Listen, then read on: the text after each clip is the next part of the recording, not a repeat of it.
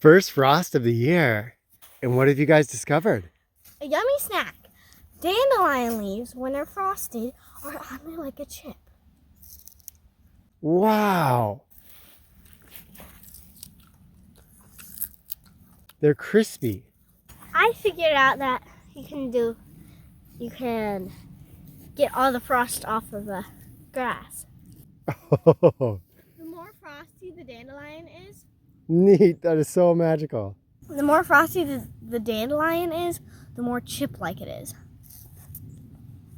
These are a little less You say a chip like a corn chip. It's crispy, actually. Mhm. Whoa, wait a second. What are you eating? I don't know this. What is it? I have no idea. Here, would you like one? Oh, you want to give it to A really crispy one. everybody who's watching? That is so neat. What a cool discovery. I don't think you could make that in the freezer the same way. This is something that just nature makes. Yeah, it's amazing. Oh, What an amazing gourmet treat. this one's really. See how crispy? Yeah. Hi friends, my name is Kenton Whitman, and together with my family, we aim to share wilderness skills, mindfulness practices, wild edible plants, family adventures, and skills that break you free from the limits of civilized life. Join us by subscribing to our channel and joining our YouTube family.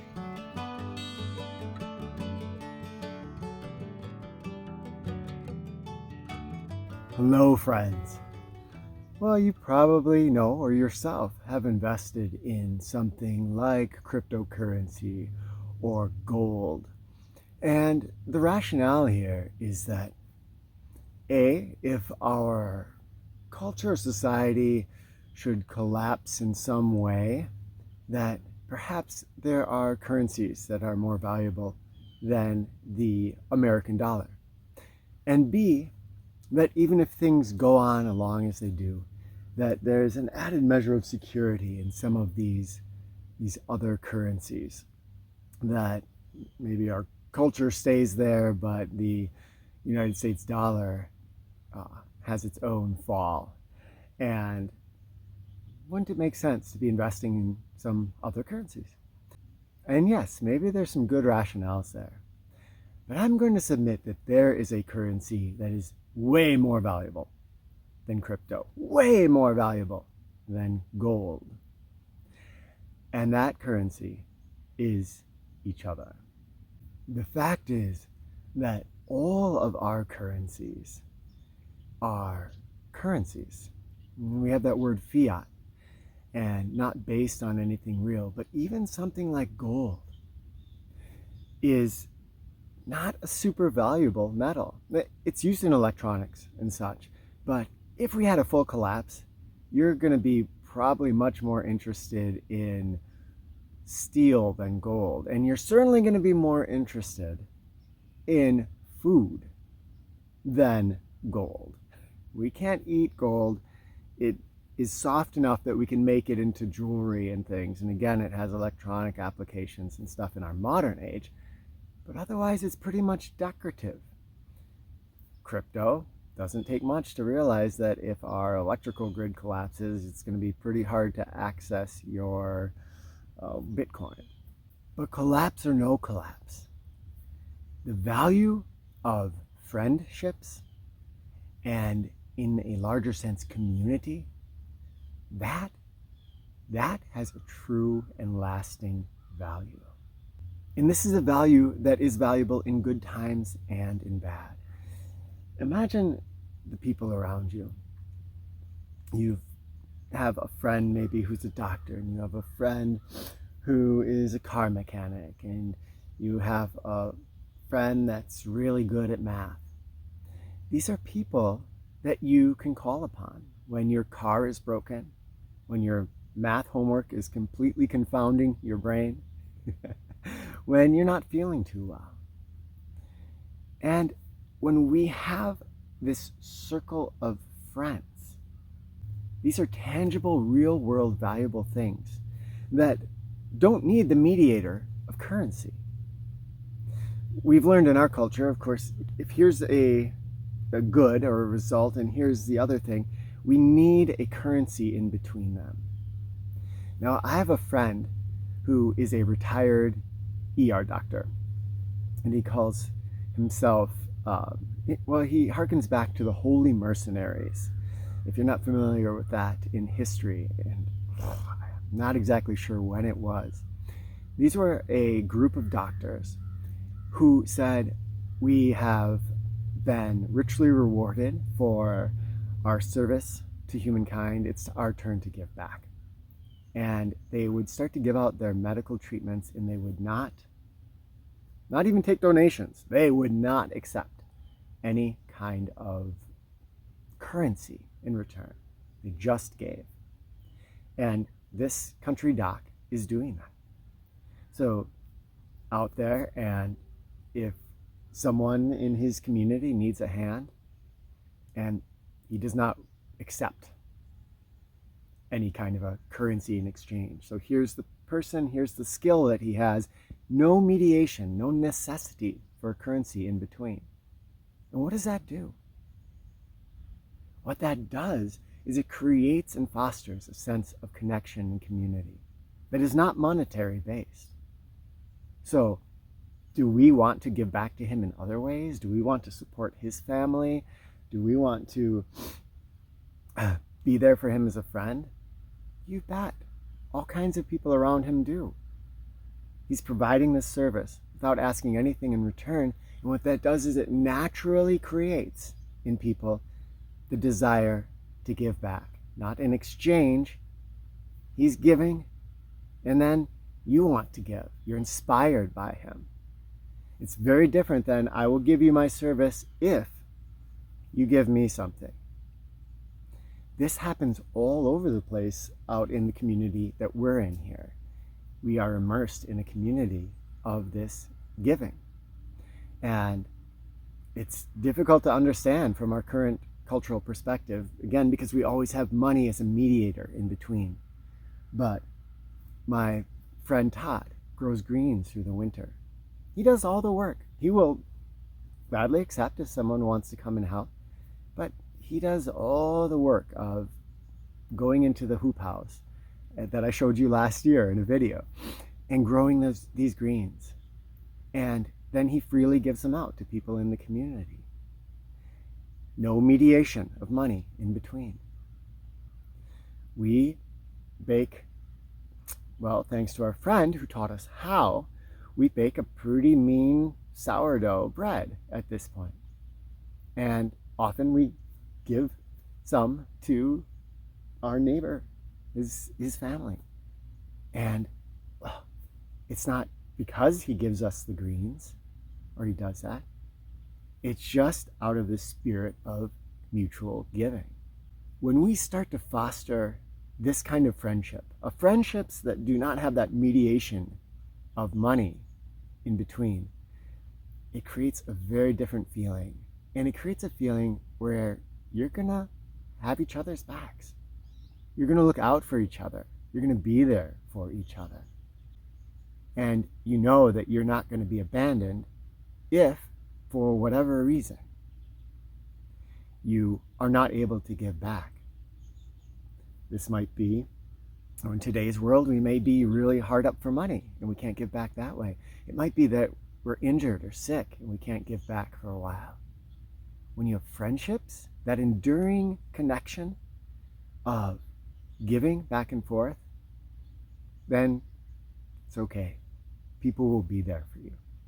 This can happen with intimate friendships, but it can also happen in a larger community. You might be in a city and you start giving out to people in whatever way it is that you give. And as you do that, you're probably going to find that people are going to be thinking about you in new ways. You're going to be starting to develop a currency, if you will, a non-mediated, non-fiat currency that is real, that is tangible, and that is there as an investment for you that is not even dependent on you continuing to give, because people remember kindness. Here's another thing about this. When we start to think about things in this way, we maybe start to take some of the energy that we're applying towards getting gold or sitting there watching the cryptocurrency exchange and trying to make an exchange that's going to make us a little bit more money. Maybe we start taking some of that energy and time and apply it to building skills. So as I build a skill in myself, this is something that I have to offer to my community.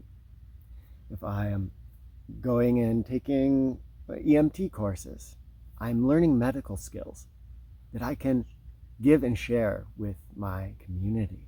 If I learn how to forage and how to find mushrooms, again, this is a skill that I can share with my community. Learning how to fix a car, learning how to cook really good meals, learning how to sing or tell stories. It might be that I'm going to go and work out and get stronger.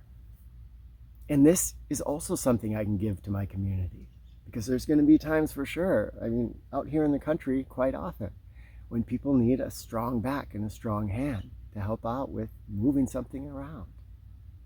And there's another skill that is often overlooked that may be one of the most important skills we can develop. That is the skill of kindness and listening, compassion. Because it's fine to be able to fix somebody up when they're laying on the ground and bleeding, but life is more than just a beating heart. Life is also connection. And what we humans really need on a deep level is this connection, this kindness, this sharing, someone who actually listens to us.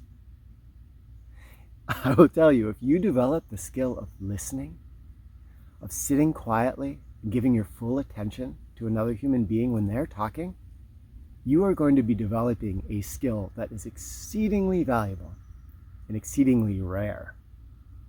This is the difference between many of the currencies that we have been taught are valuable and a currency that is deeper and more real, I will say, than these others. You think about that energy of gold. You're buying gold and it sits somewhere.